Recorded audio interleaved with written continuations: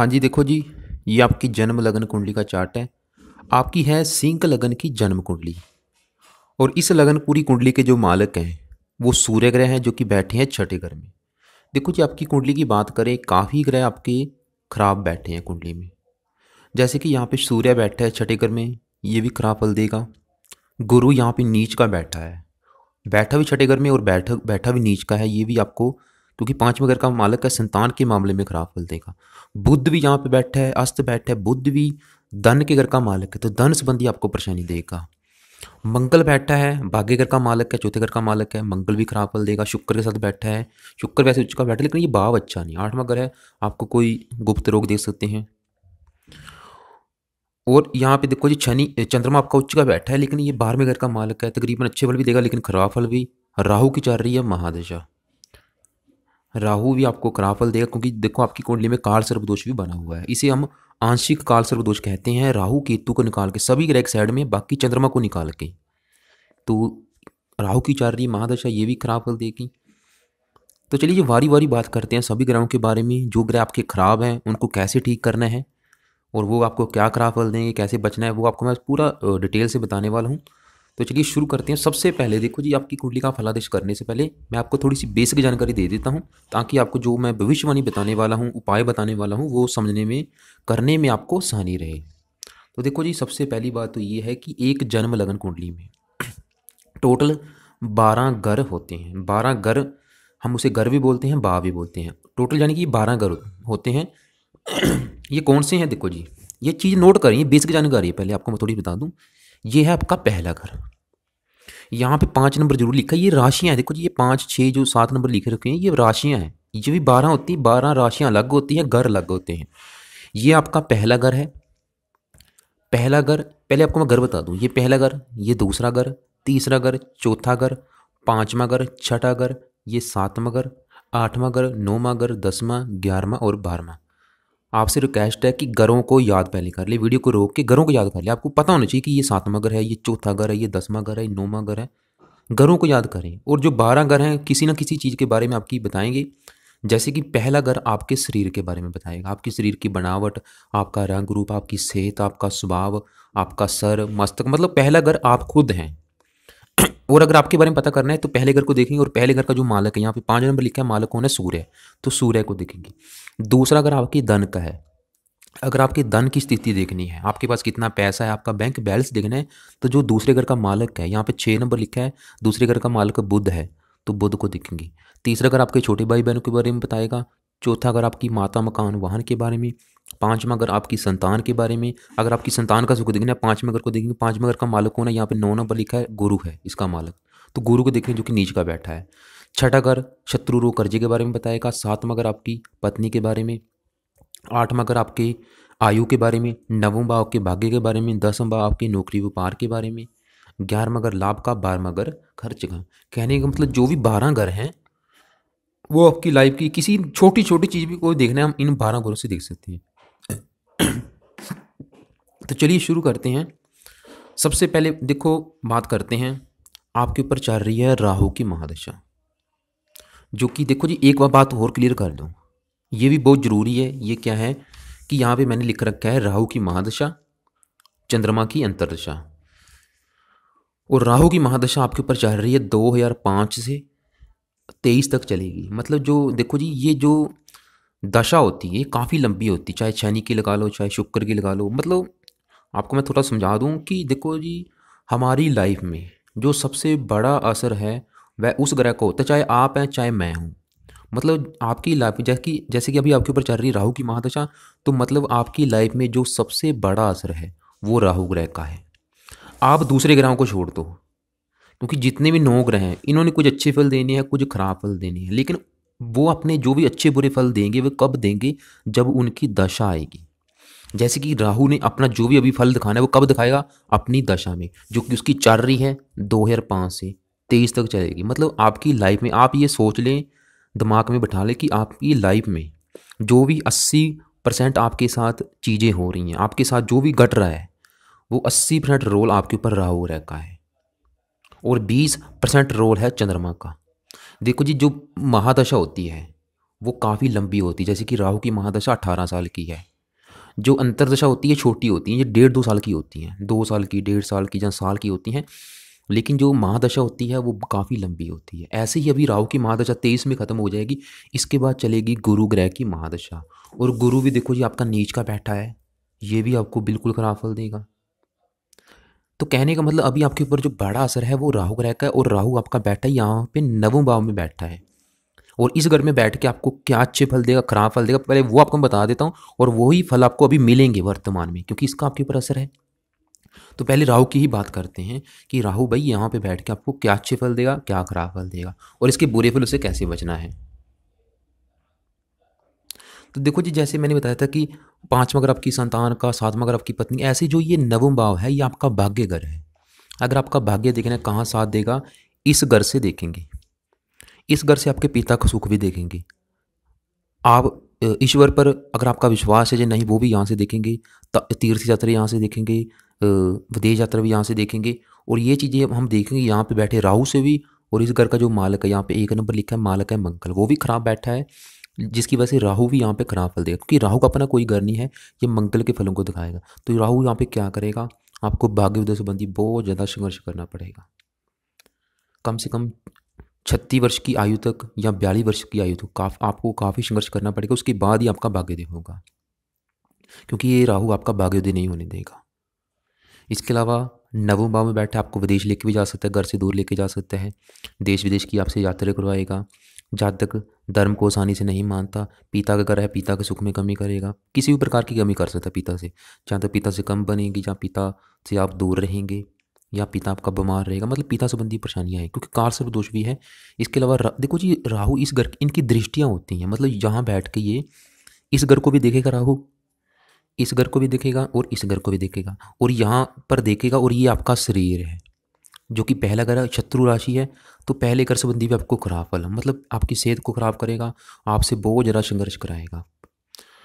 और ये तीसरे घर को भी देखेगा, जो कि छोटे भाई बहनों का, छोटे भाई बहनों संबंधी खराब फल, मेहनत का है, आपसे फजूल की मेहनत करवाएगा, जितनी आप मेहनत करेंगे उतनी आपको सफलता नहीं मिलेगी, बहुत ज़्यादा लाइफ में संघर्ष करना पड़ेगा। 5वें घर को देखें, नीच राशि है, तो संतान संबंधी खराब फल, बुद्धि को भ्रमित करेगा, मतलब ये राहु आपको बहुत ज़्यादा खराब फल देगा। क्योंकि देखो जी, मेरे पास जितने भी क्लाइंट आ रहे हैं 100 में से 80% जो भी हैं वो राहु से पीड़ित हैं, क्योंकि ये पापी ग्रह है, शनि से भी कई गुना पापी है।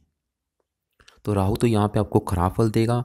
लेकिन आपके लिए अच्छी बात क्या है कि देखो जी, राहु, अब सवाल है कि इसके बुरे फलों से कैसे बचना है, कि हम इसके ऐसे कौन से उपाय करें ताकि इसके आप बुरे फलों से बच सकें।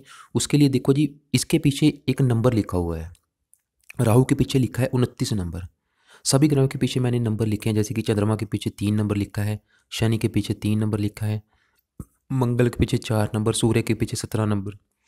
ये नंबर क्या है, ये देखो जी, ये इनका बल है। बल मतलब ये यहाँ पे इसे हम डिग्री कहते हैं। ये बल देख के हम ये डिसाइड करेंगे कि ये ग्रह आपको मतलब कितनी मात्रा में अच्छे फल देगा या बुरे फल देगा। वो आपको मैं एग्जाम्पल से समझा देता हूँ। देखो जी, अगर किसी ग्रह के पीछे 0 नंबर लिखा है तो वो समझ लो कि वहाँ पे बिल्कुल मृत बैठा है, मतलब वो आपको जो भी अच्छे बुरे फल देगा बिल्कुल कम मात्रा में, या कह सकते हैं कि सिर्फ 5% मात्रा में। अगर किसी ग्रह के पीछे 1 नंबर, 2 नंबर, 3 नंबर लिखा है, वो समझ लो कि वहाँ पे बाल अवस्था में बैठा है, वो आपको जो भी अच्छे बुरे फल देगा वो भी सिर्फ कम मात्रा में ही देगा, सिर्फ 10 से लेके 20% मात्रा के हिसाब से। लेकिन अगर कोई ग्रह 27 डिग्री, 28 डिग्री, 29 डिग्री का बैठा है, ये होती है बुजुर्ग अवस्था, मतलब वो वहाँ पे एक बूढ़े इंसान के रूप में बैठा है, वो भी आपको जो भी अच्छे बुरे फल देगा 10 से लेके 20% मात्रा के हिसाब से। ऐसे ही अगर कोई ग्रह कुंडली में 10 डिग्री से लेके 20 डिग्री के अंदर बैठा, मतलब उसके पीछे 10 नंबर, 11 नंबर, 20 तक लिखा है, तो वो समझ लो कि वहाँ पे पूरा जुवान बैठा है, वो आपको जो भी अच्छे बुरे फल देगा पूरी 100% मात्रा में। तो यहाँ पे देखो जी, राहु के पीछे क्या लिखा है, 29 नंबर लिखा है, मतलब ये यहाँ पे आपका बुजुर्ग अवस्था में बैठा है, जो आपको मैंने बताया 27, 28, 29 डिग्री 10, मतलब ये आपको क्योंकि अच्छे फल तो देगा नहीं। यहाँ पे मंगल ग्रह के घर में बैठा, मंगल इसका शत्रु है, शत्रु राशि में होने के कारण ये इस घर का नुकसान करेगा।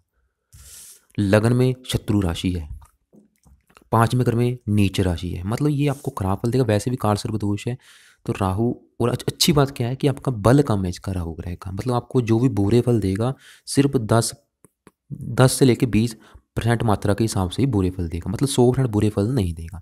लेकिन अब सवाल है कि इसके जो 10-20% बुरे फल हैं उसको भी हमने मतलब जीरो करना है, हमने इसको बिल्कुल कम करना है। उसके लिए क्या करना पड़ेगा, इसका जो बल है 29 डिग्री उसे हमने जीरो करना है, मतलब इसके बल को बिल्कुल ही जीरो करना है। जैसे मैंने बताया, अगर कोई ग्रह जीरो बैठा हो मतलब वो बिल्कुल बलहीन होगा। तो इसके लिए भाई आप क्या करें, वैसे तो काफ़ी उपाय है लेकिन जो सबसे बेस्ट उपाय है वो है इसका मंत्र जाप। इसलिए आप, क्योंकि अभी देखो जी 23 तक इसकी महादशा है, अभी 3-4 साल की बाकी है, इसलिए आप कम से कम रात के समय 3 माला, 2 या 3 माला इस ग्रह का मंत्र जाप जरूर करें। अगर आपको लाइफ में परेशानी आ रही, आपकी लाइफ में जो भी 80% समझ लो कि परेशानियां हैं वो इस ग्रह की वजह से हैं, इसलिए इसका सही होना बहुत ज़रूरी है। 2-3 माला ओम राम राहवे नमः मंत्र जाप है, रात के समय करना है, करते रहना है। वैसे तो लाइफ टाइम करें लेकिन जब तक इसकी महादशा है जरूर करें, करके देखें, इसके मंत्रों को सिद्ध करें। वो आपको मैं अलग से वीडियो भेजूंगा, वो देख लेना मंत्र सिद्ध कैसे होते हैं। बाकी इसका आपने दान भी करना है, दान इसका है सतनाचा, जो 7 प्रकार के अनाज मिलके बनता है, उसे भी आपने शाम के समय पंछियों को डालना है, मछलियों को डालना है या चींटियों को डालना है, जो भी आपको मिलती हैं। बहुत ज़्यादा ज़रूरी है क्योंकि इसका आपके ऊपर बड़ा असर है। तो आगे बात करते हैं, यहाँ पे देखो जी केतु ग्रह की भी बात कर लेते हैं। देखो जी केतु की बाद में बात करते हैं, पहले आपके जो यहाँ पे 3 ग्रह बैठे हैं। देखो जी एक बात तो आपको मैं और क्लियर कर दूँ, सबसे पहली बात, जो आपको मैंने 12 घर बताए थे कि यहाँ से पहला घर है, टोटल आपको मैंने 12 घर गिनाए थे, लेकिन उसमें जो सबसे खराब घर माने गए हैं वो ये छठा घर है, 8वां घर है और ये 12वां घर। इन्हें हम खराब घर कहते हैं, ये त्रिक भाव है। अगर इन्हीं का मालिक इन्हीं के घर में बैठा हो तब जाके अच्छे फल देता है, वरना वो खराब फल देते हैं। तो यहाँ पे देखो जी छठे घर में आपके 3 ग्रह बैठे हैं, तीनों ग्रह खराब फल देंगे क्योंकि खराब घर में बैठे हैं, 2 ग्रह ये बैठे हैं। तो यहाँ पे तीनों ग्रह ये जो बैठे हैं क्या अच्छे बुरे फल देंगे वो आपको मैं बारी बारी बता देता हूँ। सबसे पहले बात करते हैं बुध ग्रह की। तो देखो जी पहले ये बता देता हूँ कि ये छठा घर, छठे घर से हम क्या चीज़ें देखते हैं, जैसे कि 5वां घर आपकी संतान का, 7वां घर आपकी पत्नी का, 9वां भाव के भाग्य का। ऐसे ही जो छठा घर है यहाँ से हम क्या चीज़ें देखते हैं पहले वो आपको मैं बता देता हूँ। तो देखो जी ये छठा घर जो होता है ये हमारे शत्रुओं को होता है, यहाँ से शत्रु देखे जाते हैं, रोग देखा जाता है, कर्जा देखा जाता है, चिंता, पीड़ा, दुर्घटना, चोट आदि से गाव, हानि देखी जाती है। इसके अलावा गुप्त शत्रु, मुकदमा, कला क्लेश, अपयश, निंदा, चोरी, विरोध, विश्वासघात, विघ्न, बंधाएं, पाप कर्म, बदनामी, मतलब ये खराब चीज़ें देखी जाती है जिसकी वजह से इसे खराब ग्रह कहा गया है। तो पहले बात करते हैं बुध ग्रह की। तो देखो जी पहले बुध की बात करते हैं। तो बुध आपका बैठा है यहाँ पे छठे घर में। वैसे शनि, ये जो 10 नंबर लिखा है ये शनि का घर है, शनि बुध का वैसे मित्र है, लेकिन ये भाव अच्छा नहीं जिसकी वजह से बुध भी यहाँ पे आपको खराब फल देगा, थोड़े बहुत अच्छे फल जरूर देगा लेकिन ज़्यादा नहीं। तो बुध यहाँ पे पहले बात करते हैं कि कौन से घरों का मालिक है, क्योंकि इसके 2 घर हैं अपने इस कुंडली में। तो यहाँ पे देखो जी 6 नंबर लिखा है, 3 नंबर लिखा है, ये दोनों जो घर हैं ये बुध के हैं। ये जो 6 नंबर है ये आपका दूसरा घर है, जो आपको मैंने पहले बताया था कि स्टार्टिंग में, जैसे कि पहला घर आपका शरीर है, दूसरा घर आपका धन का, मैंने पहले बताया था आपको। तो देखो जी ये दूसरा जो घर है ये आपके धन का है।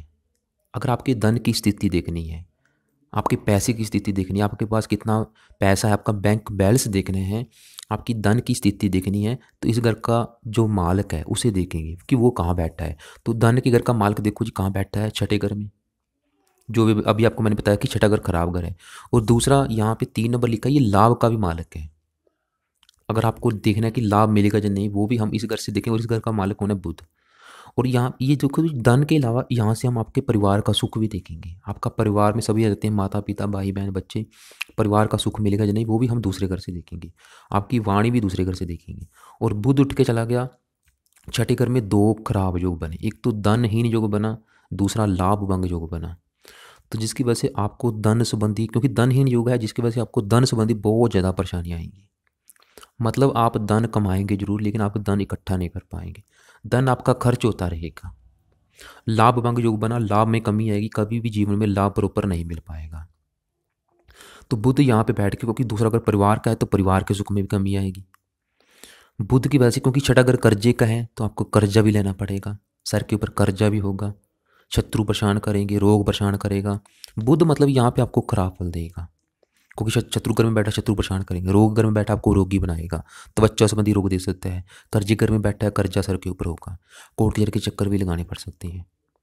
तो इस बुध की वजह से मतलब आपको खराब फल मिलेंगे, क्योंकि बुध नीच के गुरु के साथ बैठा है, तो अपने ही लोगों से पीड़ित रहने वाला योग बना यहाँ पे बना।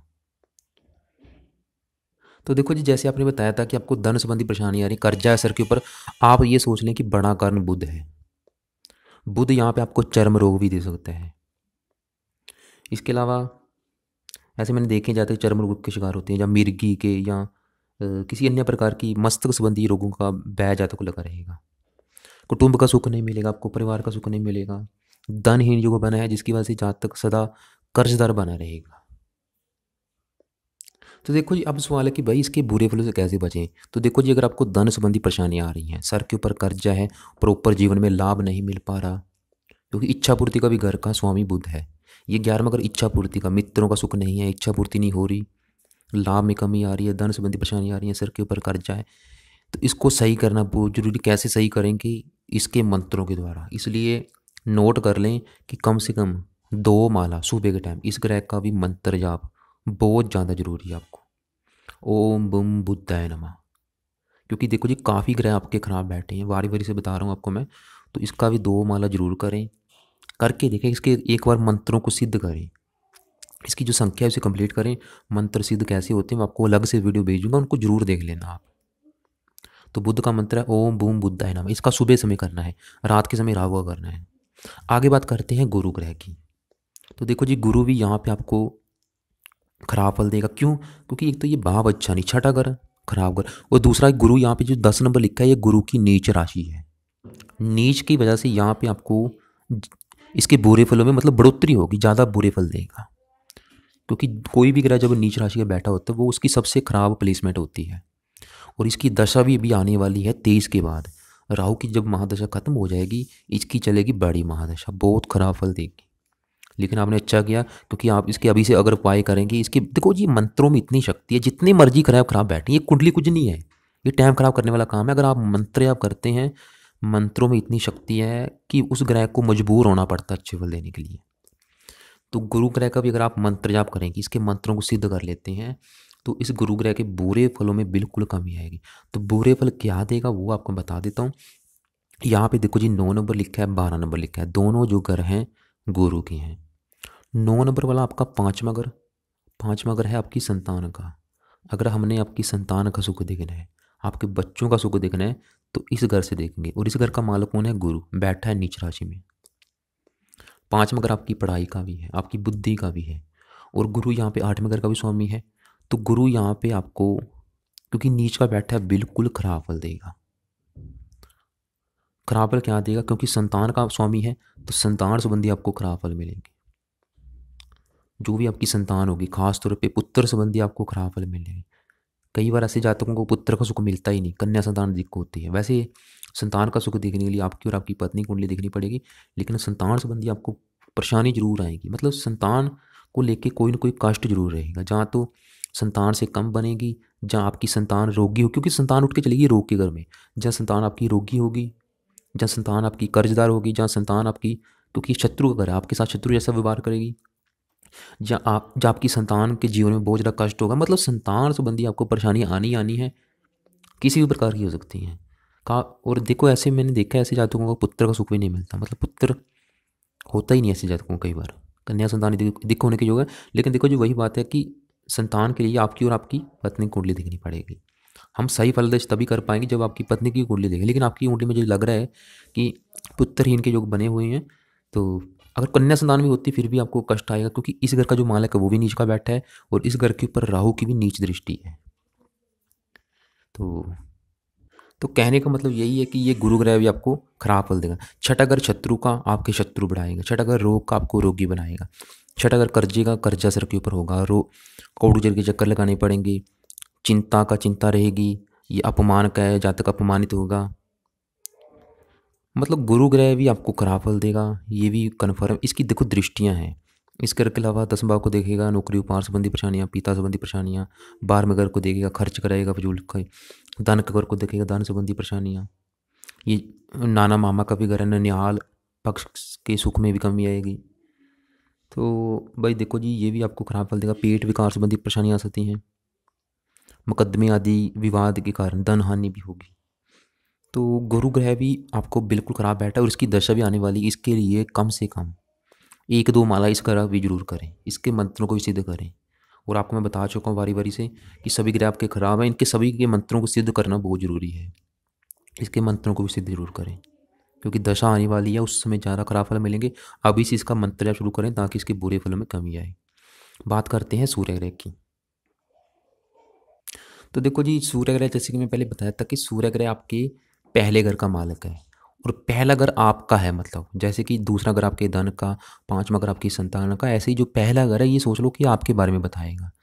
अगर आपकी सेहत देखनी है, आपका स्वभाव देखना है, आपका रंग रूप देखना है, आपकी पर्सनैलिटी देखनी है, आपका सर देखना है, मस्तक देखना है, शरीर की बनावट देखनी है, तो पहले घर को देखेंगे। और पहले घर का मालिक कौन है? सूर्य है। यानी कि सूर्य आपके बारे में बताएगा। और आपका सूर्य कहाँ चला गया? छठे घर में। यानी कि आप खुद उठ के चले गए छठे घर में, शत्रु घर में। आप खुद सोचो, आप खुद उठ के चले गए छठे घर में, जो कि शत्रु का घर है, रोग का घर है, कर्जे का घर है। तो आपको सूर्य यहाँ पे लगन भंग योग बना, जिसकी वजह से जातक को जीवन में बहुत ज़्यादा संघर्ष करना पड़ेगा, आपकी सेहत को खराब करेगा। यहाँ पे लगन भंग योग के कारण जातक जितनी मेहनत करेगा उतनी उससे सफलता नहीं मिलेगी। जातक रोगी होगा, कर्जदार होगा, शत्रुओं से परेशान रहेगा, चिंता में रहेगा। तो सूर्य भी यहाँ पे आपको खराब फल देगा। 12वें घर को देखें, व्यर्थ की यात्राओं में समय नष्ट होगा, जातक के गुप्त शत्रु बहुत होंगे। सूर्य की दशा भी आपकी खराब हो जाएगी, परेशानियाँ आएंगी। उस समय शरीर में कोई ना कोई रोग बना रहेगा, शत्रु पीड़ा बचाएंगे। तो देखो जी, तीनों ग्रह इनके मंत्र जाप करने बहुत जरूरी हैं। कम से कम 1-1 माला या 2-2 माला इनका मंत्र जाप रेगुलर करें। इनके मंत्रों को सिद्ध करें, लाइफ टाइम करना। ये नहीं कि 1-2 महीना कर लिया छोड़ दिया, लाइफ टाइम करें इनके मंत्र जाप। देखो जी, बात करते हैं यहाँ पे मंगल और शुक्र ग्रह की। ये भी आपको तकरीबन खराब फल देंगे। देखो जी, मैं आपको क्यों बोल रहा हूँ, क्योंकि ये भाव अच्छा नहीं। जैसे कि छठा घर शत्रु रो कर जाएगा, ऐसे ही जो 8वां घर है ये 12 गुरु में से सबसे खराब घर माना गया है। यहाँ से हम आयु देखते हैं, मृत्यु तल कष्ट देखते हैं, लंबी बीमारी देखते हैं, दुर्घटना देखते हैं, गुप्त रोग देखते हैं, गुप्त विद्या देखते हैं, ससुराल की स्थिति देखते हैं। मतलब खराब चीज़ें यहाँ से देखी जाती हैं, गरीबी देखते हैं, बंदाएँ देखते हैं। तो यहाँ पे पहले बात करते हैं कि मंगल की, कि मंगल यहाँ पे क्या खराब फल देगा। देखो जी, मंगल यहाँ पे 1 नंबर लिखा है, इस घर का मालिक है, और ये 8 नंबर लिखा है, इस घर का भी मालिक है। 8 नंबर वाला आपका है चौथा घर। चौथा घर है आपकी माता का, आपके मकान का, मकान आपका जो घर, आपके वाहन का, वाहन आपकी चाहे कार है चाहे बाइक है, आपकी भूमि जमीन जायदाद का, आपके घरेलू सुख जो घरेलू ज़रूरतें होती हैं वो, आपके नौकर चाकर का। मतलब ये चीज़ें अगर देखनी है तो इस घर से देखेंगे। और इस घर का मालिक कौन है? मंगल। यानी कि अगर आपकी माता का सुख, मकान का सुख, वाहन का सुख, भूमि जमीन जायदाद का सुख देखना है, घरेलू जरूरतें देखनी है, इस घर का जो मालिक है वो मंगल है। और यहाँ पे आपका भाग्य देखना है, वो भी मालिक मंगल है। तो 2 खराब योग बने, एक तो सुखहीन योग बना, दूसरा भाग्य भंग योग बना, जिसकी वजह से आपको माता के सुख में कमी आएगी। माता के सुख में कमी किसी भी प्रकार की हो सकती है, जहाँ तो माता आपकी बीमार रहेगी, जहाँ माता से कम बनेगी, जहाँ माता से आप दूर जाएंगे।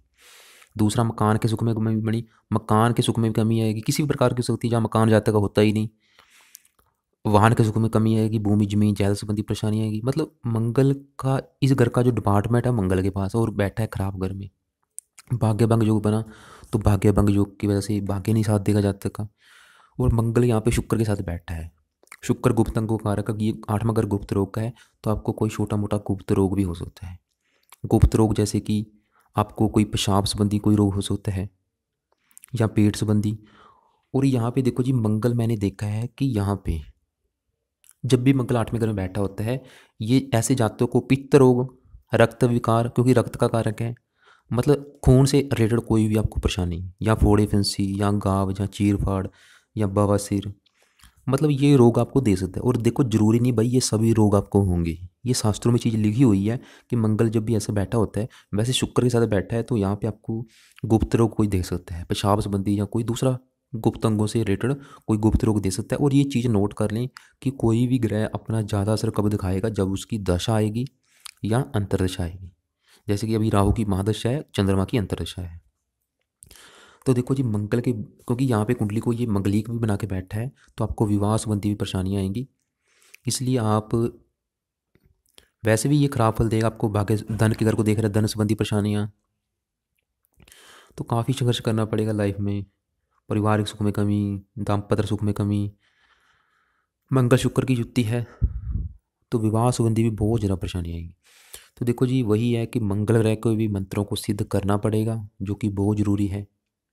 इसका भी कम से कम एक माला ओम अंग अंगारकाय नमः मंत्र आप जरूरी है। बात करते हैं आगे शुक्र ग्रह की। देखो जी, शुक्र ग्रह यहाँ पे 12 नंबर लिखा है, ये शुक्र की उच्च राशि है, मतलब उच्च का बैठा जरूर है, लेकिन ये भाव अच्छा नहीं, घर अच्छा नहीं है। 8वां घर आपको मैं बता चुका। यहाँ पे शुक्र वैसे अच्छी फल भी देगा, अच्छी फल क्या देगा, आपकी उम्र को लंबा करेगा, क्योंकि 8वां घर आयु का है, आयु के घर में उच्च का बैठा है, आपकी उम्र बहुत ज़्यादा लंबी होगी। लेकिन शुक्र यहाँ पे आपको खराब फल भी देगा, जैसे कि शुक्र इस घर का भी मालिक है, जहाँ पे 2 नंबर लिखा है, ये 7 नंबर लिखा है, इस घर का भी मालिक है। 2 नंबर पर आपका 10वां भाव, जो कि आपकी नौकरी व्यापार का है। जो भी आप नौकरी करेंगे, कारोबार करेंगे, वो हम इस घर के मालिक शुक्र से भी देखेंगे। और ये तीसरे घर का भी मालिक है, जो कि आपके छोटे भाई बहनों का, और शुक्र बैठा 8वें घर में। तो यहाँ पे क्योंकि साथ में मंगल बैठा है, तो आपको जैसे मैंने बताया था कि आपको कोई गुप्त बीमारी दे सकता है, कोई छोटा मोटा गुप्त रोग जरूर देगा। शुक्र विवाह का कारक है, विवाह संबंधी परेशानियाँ आएंगी, पत्नी की सेहत को खराब कर सकता है। तो शुक्र ग्रह भी यहाँ पे देखो जी, आपको शुरुआत में खराब फल देगा, तो लेकिन बाद में आपको अच्छे फल जरूर मिलेंगे, क्योंकि उच्च का बैठा है। शुरुआती जो आपका जीवन, शुरुआती जीवन होगा, उस समय कष्ट जरूर रहेगा, लेकिन बाद में आपको धन भूमि मकान वाहन का सुख जरूर मिलेगा, क्योंकि शुक्र लग्जरी लाइफ का स्वामी है। तो लेकिन ऐसा मैंने देखो ये काफ़ी कुंडलियाँ देखी, मंगल शुक्र जब भी 8वें घर में बैठे होते हैं, ऐसे जातकों को पेशाब संबंधी या कोई गुप्त रोग, लिंग संबंधी कोई गुप्त रोग मिल सकता है, हो सकता है। तो और शुक्र आपके 10वें भाव का स्वामी, आपको नौकरी व्यापार संबंधी परेशानी है किसकी वजह से। आगे बात करते हैं देखो जी शनि ग्रह की। शनि आपका है, बैठा है चौथे घर में। अभी आपको मैंने बताया था कि चौथा घर आपकी माता का, मकान का, वाहन का, भूमि जमीन जायदाद का है, और इस घर का मालक वो भी देखो खराब बैठा है। और यहाँ पे शनि ये भी आपको थोड़े बहुत खराब फल देगा, अच्छे फल भी देगा। तो शनि यहाँ पे 11 नंबर लिखा है, इस घर का भी मालक है, 10 नंबर लिखा है, दोनों घरों का मालक है। 11 नंबर वाला आपका है 7वां घर, जो कि आपके विवाह का है। अगर आपकी पत्नी का सुख देखना है, आपके विवाह का सुख देखना है, तो इस घर का जो मालक है शनि है, उसको देखेंगे। और यहाँ पे 10 नंबर लिखा है, शनि इस घर का भी मालक है, जो कि छठा घर शत्रु रोग कर्जे का है। शत्रु रोग कर्जा उठ के चला गया चौथे घर में। शनि यहाँ पे बैठा है मंगल ग्रह के घर में। मंगल इसका ना तो मित्र है ना शत्रु है। तो यहाँ पे शनि अच्छे फल भी देगा, खराब फल भी देगा, लेकिन शुरुआती अवस्था में आपको खराब फल मिलेंगे, क्योंकि मार्केश है। तो खराब फल क्या देगा, माता के जीवन में कष्ट आएगा, माता संबंधी कोई ना कोई आपको परेशानी जरूर आएगी। जो तो आपकी माता बीमार रहेगी, या माता से कम बनेगी, मतलब माता को लेके कोई ना कोई परेशानी जरूर आएगी। इसके अलावा वैसे विवाह संबंधी भी आपको अच्छे फल भी मिलेंगे, खराब फल भी मिलेंगे, रले मिले फल मिलेंगे। और ये आपके घर जो आपका मकान है उसका है, तो जहाँ तक पुराने मकान में रहेगा, घर के सुख में कमी का रहेगा शुरुआती अवस्था में, क्योंकि इस घर के ऊपर देखो चंद्रमा भी देख रहा है, चंद्रमा की ये नीच राशि है। तो जहाँ तक को घर वाहन सुख साधनों में कमी करता है ये शनि। इसके अलावा शनि की 10 दृष्टि लगन के ऊपर पड़ेगी, जातक को बीमार करेगा। और यहाँ पे अच्छी बात क्या है कि शनि की जो तीसरी दृष्टि है यहाँ पे छठे घर के ऊपर पड़ेगी, और ये छठा घर शनि का अपना घर है। तो यहाँ पे जैसे मैंने बोला था कि गुरु आपका नीच का बैठा है, तो गुरु का नीच भंग राजयोग बनेगा। नीच भंग राजयोग बनने की वजह से गुरु आपको जो भी बुरे फल देगा बहुत कम मात्रा में देगा। जो आपको मैंने बुरे फल बताए थे वो आपको कम मात्रा में मिलेंगे, क्योंकि शनि का ये अपना घर है, अपने घर को देख रहा है यहाँ से। फिर भी आपको शनि मतलब खराब फल जरूर देगा, क्योंकि छठा घर चोरी उठ के चलेगी आपके चौथे घर में, तो घर में चोरी हो सकती है। घर के जो आपके नौकर होंगे वो आपका दगाबाज हो सकते हैं, नौकरों से आपको कष्ट मिल सकता है। तो इसलिए भाई शनि का भी कम से कम एक माला रात के समय मंत्र जाप जरूर करें। देखो जी चंद्रमा की बात करते हैं, चंद्रमा यहाँ पे उच्च का जरूर बैठा है, लेकिन इस घर के ऊपर इसकी नीच दृष्टि है।